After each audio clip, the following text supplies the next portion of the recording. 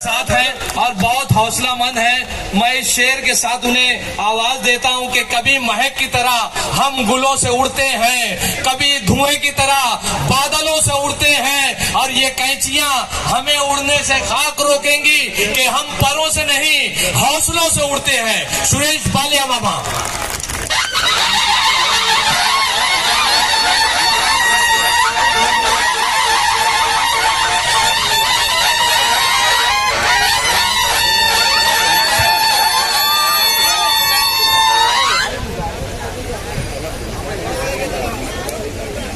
उपस्थित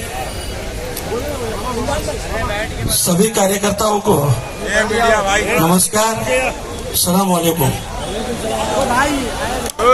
आज भिवंडी लोकसभा जो 20 मई को होने वाली है,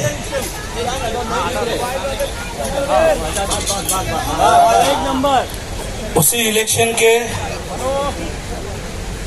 पहले भिवंडी में, पूरे भिवंडी लोकसभा क्षेत्र में पहली बार राष्ट्रवादी कांग्रेस पार्टी शरद चंद्र पवार अपनी पार्टी की ओर से यह सभा आयोजित की गई है। और खास करके हम सभी को मार्गदर्शन करने के लिए उपस्थित आदरणीय माजी मंत्री डॉक्टर जितेंद्र जी आवार साहब मंच पे उपस्थित शोएब जी गुड्डू जो कि हमारे शहर जिला अध्यक्ष है, एडवोकेट यासिन जी मोमिन साहब, एडवोकेट साजिद जी मोमिन, हमारे एक्स कारपोरेटर हलीम जी अंसारी साहब, मतलूब खान, आसिफ खान, नसरुल्ला अंसारी, मलिक खान, इमरान भाई, तुफेल फारूकी, हमारी शहर जिला अध्यक्ष शाहजहां मैडम, सुरेश पाटिल, सरफराज खान, हाजी कबीर, मंच पे उपस्थित सभी सम्मानीय अतिथिगण और खास करके आज इस सभा में उपस्थित सभी कार्यकर्ता, खास करके पहले तो मैं आप सभी को धन्यवाद देता हूँ कि आप इतनी बड़ी तादाद से यहाँ उपस्थित रहे। इसके लिए मैं शोएब भाई से भी, हमारे सभी पार्टी के नेतागण, पदाधिकारी और सभी कार्यकर्ता को धन्यवाद देता हूँ। महाविकास आघाड़ी की ओर से अपने पार्टी को आप सभी कार्यकर्ताओं पे ऊपर विश्वास रख के अपने पार्टी के नेता आदरणीय शरद चंद्र जी पवार साहब, इन्होंने ये भिवंडी लोकसभा की सीट अपने पार्टी के हिस्से में ली है। ये अपने सभी की बड़ी जिम्मेदारी है और सभी के ऊपर विश्वास रख के साहब ने ये सीट ली है। बहुत से मुद्दे शोएब भाई ने उठाए। भिवंडी में टोरंटो का तो सबसे बड़ा मसला है, क्योंकि हमारे भिवंडी में 60% गरीब लोग रहते हैं, 30-35% मिडिल क्लास रहते हैं और 2-5% ही जिसको हम अमीर बोल सकते हैं, पर बहुत बड़े नहीं बोल सकते, पर अमीर है। तो ऐसी स्थिति में हमारे जो 60% 90% लोग हैं, जो महीने के 10-12 हजार पगार लेते हैं और उस पगार में घर परिवार संभालना है, बच्चों को पढ़ाना है, हेल्थ के इश्यू है, और ये सभी के लेके टोरंटो का बिल कम से कम 1000, 2000, 3000 आता है। तो ये स्थिति में बहुत ही स्थिति खराब है। और खास करके हमारे आईजीएम हॉस्पिटल जो आपने देखा होगा, जिसको जिला रुग्णालय होना बहुत जरूरी है, क्योंकि हमारी लोक संख्या देखी तो बहुत पहले होना चाहिए था, पर यहाँ के खासदार की उदासीनता है। वो बोलते तो है 35,000 करोड़ का काम किया, क्योंकि वो उनके टक्केवारी के हिसाब से बोलते रहेंगे। वो टक्केवारी के खासदार है, 35,000 का काम कहाँ हुआ, 35,000 करोड़ का, तो हम मान जाएंगे। देखो मैं आपसे इतना ही कहूंगा, शोएब भाई ने बहुत से मसले मुद्दे रखे और आवाज साहब भी अपने को मार्गदर्शन करने वाले हैं। मैं आपसे यही कहूंगा कि जिसने 10 साल इस लोकसभा का नेतृत्व किया, वो खासदार 10 साल में उसके अधिकार को समझ नहीं पाया, उसके काम को समझ नहीं पाया कि उसके अंडर में क्या क्या काम आता है।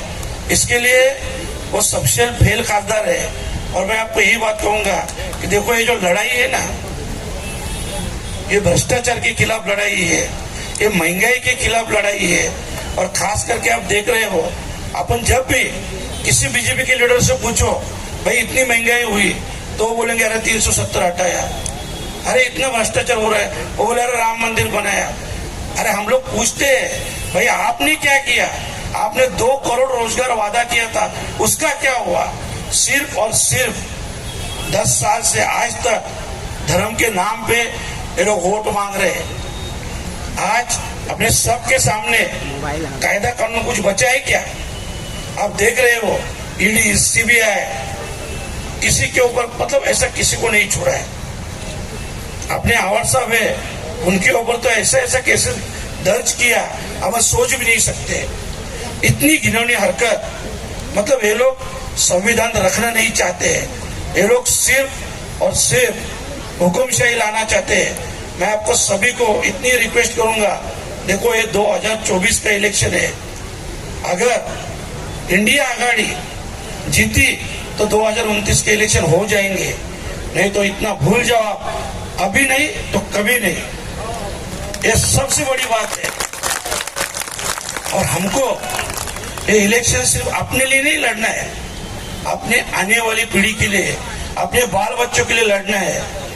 क्योंकि देखो हम अपने आप को बचा रहे, हम भिवंडी को बचा रहे, हम महाराष्ट्र को बचा रहे, और हमको देश को बचाना है।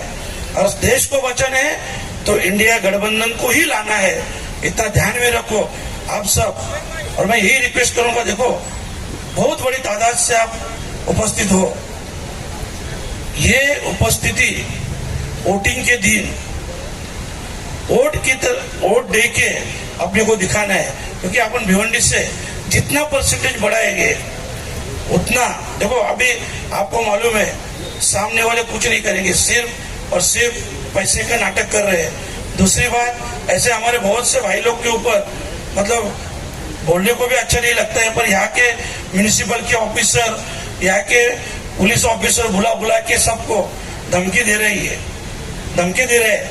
ये अच्छी बात नहीं है। इसके लिए मैं सबको आपको रिक्वेस्ट करता हूँ कि ये सब बात इससे पहले 2014 से पहले ऐसा कभी नहीं देखा था। क्योंकि मैं भी शिवसेना में था, वो टाइम पूरी लाइफ में मैंने देखा 25 साल तक कांग्रेस और राष्ट्रवादी यही सत्ता में थे, पर कभी ऐसा कभी नहीं हुआ कि झूठे केसेस दर्ज करना, जातीयवाद निर्माण करना, ऐसा कभी नहीं हुआ था जो आज हो रहे। और सिर्फ देखो खासदार पे जो वोट मांग रहे हैं ना, उसके ऊपर मैंने आरोप लगाया। मैंने बोला कि ये खासदार के मतलब डर गया है, इसके नीचे की जमीन सरक गई है। तो खासदार क्या बोला मालूम है? मेरे नीचे का कंक्रीट नरेंद्र मोदी का है, मेरे नीचे का कंक्रीट अमित शाह का है, इसका है, उसका है, सबका नाम ले रहा था। अरे तुम्हारा खुद का क्या है? तुमने 10 साल यहाँ के खासदार हो, 3 साल मंत्री हो, आपका क्या है वो तो हमको बताओ।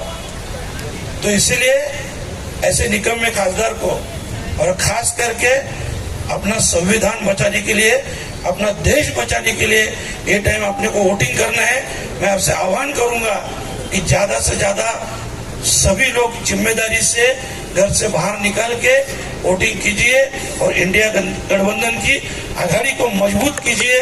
यही मैं आपसे रिक्वेस्ट करता हूँ, रजा लेता हूँ। धन्यवाद। जय हिंद, जय महाराष्ट्र, जय राष्ट्रवादी।